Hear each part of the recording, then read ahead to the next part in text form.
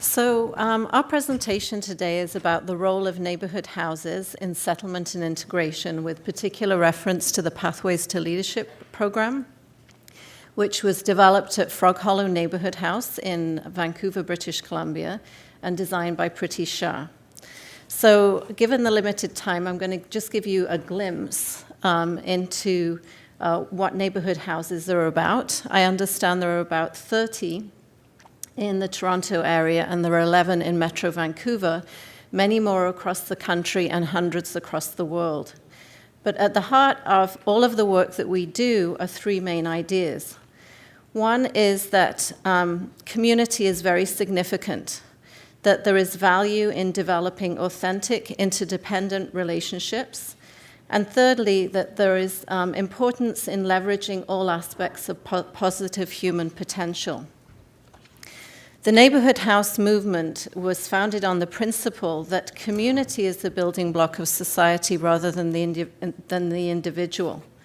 So that within the place, space, and relationships of community, a real sense of citizenship emerges. In other words, neighborhood houses build engaged citizenship. Neighborhood houses are unique to the strengths, concerns, and capacities of each individual neighborhood, which makes them a little bit difficult to define because every neighborhood house, the structure, the activities are different depending on the neighborhood in which they're situated. But all neighborhood houses have common characteristics and approaches, and all support newcomers in the process of settlement and integration. So the last two points that I want to mention in terms of the common approaches are that we always work in partnership with the residents, partnerships with other organizations in the community, partnerships with government. And more importantly, when it comes to social and cultural integration, is that all neighborhood houses are fully inclusive of everybody who lives in the community, all ages, all backgrounds. So what that means is that when IRCC funded services are embedded in a neighborhood house, that when a newcomer arrives, whether they're a refugee family, whether they're coming through family reunification, whether they're professional immigrants, that in addition to getting the settlement services, the specific settlement services they need, they will also have immediate opportunities to build relationships with Canadians of all backgrounds, newcomers like themselves, but also long-term Canadians who maybe have been in Canada several generations, maybe Aboriginal Canadians, maybe Canadians who are naturalized citizens and have lived in the community for several decades. So they're also then connected not only for the duration of their settlement journey to a place where they can share their talents and receive supports, but they're also connected to that place that will provide those opportunities through the whole time that they live in the neighborhood. So now what I'd like to do is give you an opportunity to hear about the impacts of the program and the work that we do from Erica and Ruth, two participants in our neighborhood house. When I came here was really amazing, like, wow, this is a beautiful place. Vancouver is like, I want to live in here. And the first was really happy. This is really different. It's beautiful, but it's not too easy to go in my career, like a master's degree in economics and my major in physics and mathematics. That's not really easy to get in. And for my family, I think, okay, in my future, I'm gonna have a really good position in here, a professional, and my daughters and my family is gonna be okay and everything, but that's not really good. This is not the reality. Yeah. When you talk about Canada, you talk about warmth, help, support, and sometimes you don't find that very easily. You just find barrier after barrier after barrier. The difference between Pathways and other programs is, I guess, it's like they really care about the people, like as a whole, like soul, mind, feelings, and at your profession. So you don't see it anywhere, just at Pathways. And I said, okay, this is free. It's for immigrants women. And it's for no request about the English level. And you're gonna know more people. You're gonna have more knowledge about careers, resumes, skills. And after that, I said, okay, and they care. They provide the care. I said, okay, I got it. I go. To be successful in your professional and in your family. This is really different, you know? And how to engage with your community, because in the others it's just only, okay, is your community is here. But in the program, they tell about, care about your community, and you engage with your community and support with your community. You are not alone. And before this program, I feel alone. I did a lot of things that I would never thought that I would do, like while I was at Pathways to Leadership. It's like they opened a door that it was locked, and I didn't know that I had that door in me. The things that were happening to me, they were happening to a lot of people. It was not me. I was not the problem. You know, it was a systemic thing, and that helped me a lot with my self-esteem, with my confidence. There was this safe place where I could go and ask for support, and they will always push me to get out of my comfort zone, but in a safe way. This has really helped me about what is my expectation about Canada. Now I feel engaged. I know now that I'm gonna have the same problems maybe before to take the Pathways program, but now I have the knowledge and I have the way, and I feel engaged and I feel belong to my community.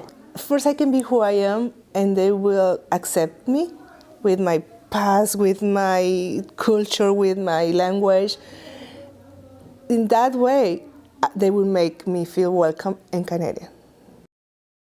I started volunteering at Frog Hollow, and Frog Hollow is like my home. It's like my family. It's like the place that I feel comfortable, the place that I can come and drink a coffee. If it's raining outside and I feel lonely, I just come and say hi. And so I think that was the best combination. I've been deep down in depressions before Pathways and before Frog Hollow and before community, and you saved me, and I'm never gonna get tired of saying that, Eva. You saved me. But when I finish the program, it's like I want to pay forward this.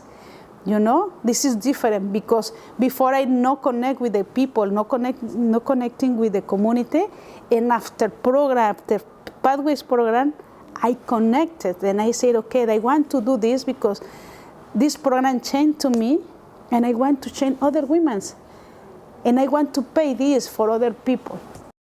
First, support Pathways. Learn about the Pathways way to do things, because that's the way, like, to see a new immigrant, the way the Pathways see us, you know, the way Pathways accepted us, the way Pathways like made us like get out of wherever we were.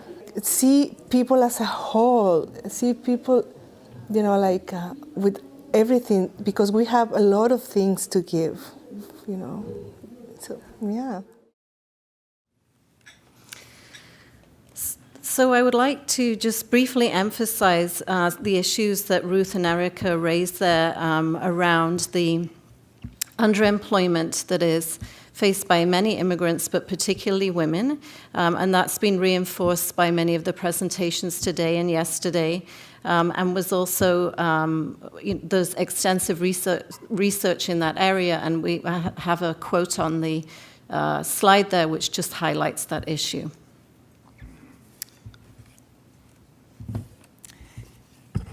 So Pathways to Leadership project emerged from needs identified by community consultations led by Frog Hollow and then by Professor Jennifer Chun.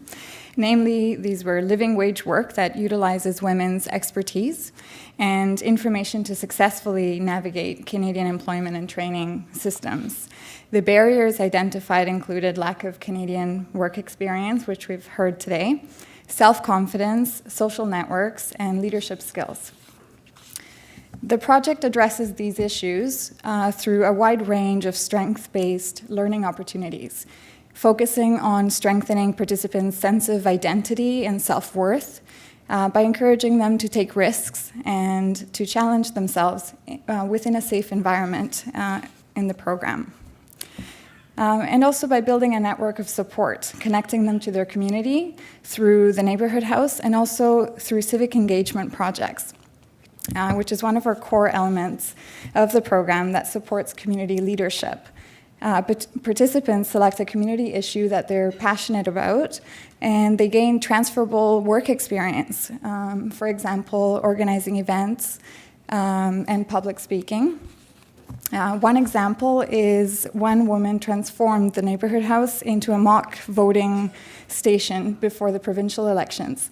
So she simplified each party's platform, she translated them into Chinese, which reflects our neighborhood's population, and she helped registered voters, and also they practiced voting in these a week before they went to the polls. Another component is free quality childcare that's provided on site. And this is an important feature for mothers of young children to be able to participate in the program. Challenging issues are used in the program as learning opportunities.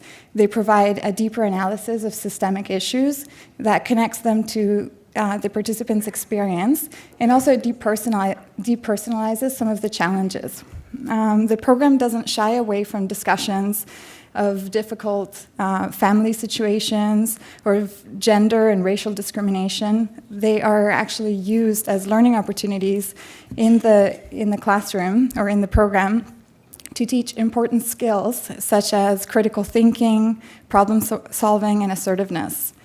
The homework component acknowledges each participant's individual need, and they develop a personal action plan, and that takes into account their career plans or their career and personal goals. It foresees and plans for different challenges and obstacles, and it connects them to supportive services or contacts, such as mentors. They're practical and real world. Are we coming to an end? Okay. They're practical and real world, such as informational interviews and job shadowing. What I want to, in short, we truly believe that this curriculum has the potential of significant and positive change to immigrant women's lives across the country. And it's a comprehensive program that links cultural and social integration through its innovative model. I'll pass it back to Diane. So just to finish, what we would like to say is that investing in neighborhood houses is an investment in social and cultural settlement and integration, and that all immigrants and immigrant women have significant social, cultural, and economic contributions to make. Neighborhood houses create a space where we can really leverage that and build a sense of engaged community.